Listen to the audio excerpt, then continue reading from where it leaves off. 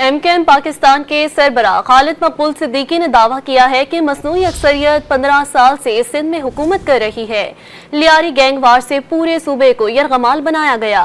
कराची में news conference करते हुए उन्होंने इल्जाम आयद किया कि ट्रैफिक पुलिस और बिल्डिंग कंट्रोल अथॉरिटी के जरिए और पानी बेचकर सरकारी सतह पर भत्ता लिया जा रहा है।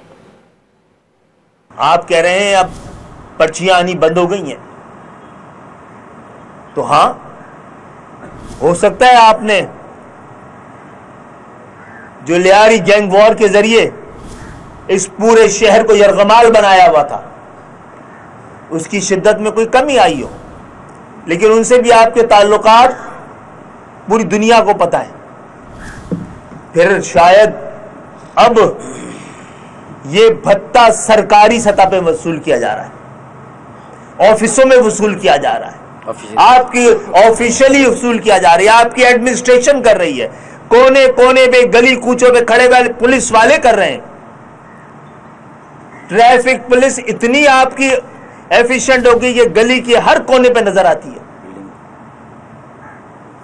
आपने तो सारी डायनेमिक्स चेंज कर दी। आप बिल्डिंग कंट्रोल के जरिए और ये पानी बेचकर, ये सब भत्ता है जनाब।